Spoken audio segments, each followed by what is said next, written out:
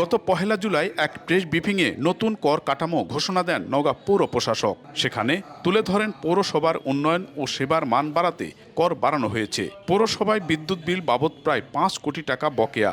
জনবল সংকট, উন্নয়ন সহযোগী দেশগুলোর শর্তসহ একাধিক কারণে এই সিদ্ধান্ত নেওয়ার যুক্তি তুলে ধরা হয়।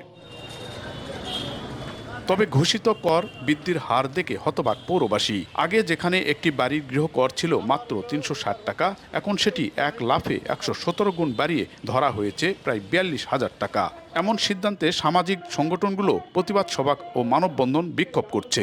পৌরবাসীর অভিযোগ, কর বাড়ানো হলেও সেবা বাড়েনি, বরং রাস্তাঘাট, ড্রেনেজ সহ প্রতিটি খাতেই ভোগান্তি চরমে। ড্রেনগুলো ময়লা আবর্জনায় জাম হয়ে আছে, এখানে মনে হয় দেখার কেউ নেই। একটু বর্ষা হলেই জলাবদ্ধ হয়ে যাচ্ছে, সীমাহীন ভোগান্তি। এই জায়গা থেকে যে অনুপাতে ভ্যাট বৃদ্ধি হয়েছে সে অনুপাতে আমাদের রাস্তাঘাটের কোনো উন্নয়ন হয় নাই। যেখানে চিকিৎসা এবং খাদ্যের সংকট, সেখানে পৌর ট্যাক্স তাদের মাথার উপর একটা বোঝা হয়ে দাঁড়াইছে। ট্যাক্স বৃদ্ধি হবে এটা ঠিক আছে, কিন্তু উন্নয়ন দিতে হবে। তো আমরা তেমনি নওগাঁ পৌরবাসী এ গ্রেড বলি ঠিকই, মিনিমাম আমরা সার্ভিস কিন্তু পাই না পৌরসভা থেকে, অনেকদিন থেকে পাই না। তবে পৌর প্রশাসক বলছেন সেবার খাত বাড়াতে কর বাড়ানো হয়েছে, তবে এটা চূড়ান্ত নয়। শুনানির মাধ্যমে যারা আপত্তি করবেন তাদের কর পুনর্বিবেচনা করার সুযোগ থাকবে।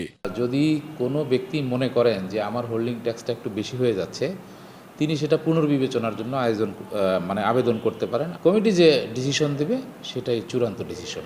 তবে কমিটি সর্বোচ্চ 10 থেকে 15% মওকুফ করতে পারে, এটা আমি জানি, এটা নীতিমালায় আছে। 1963 সালে নওগাঁ পৌরসভা প্রতিষ্ঠা করা হয়।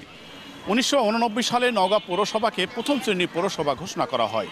দীর্ঘদিনেও পৌরসভার সেবার মান নিয়ে পৌরবাসী রয়েছে ক্ষোভ আর আক্ষেপ।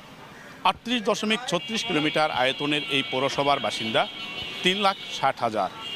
নওগাঁর পৌরসভা থেকে এম আর রকি, সময় সংবাদ।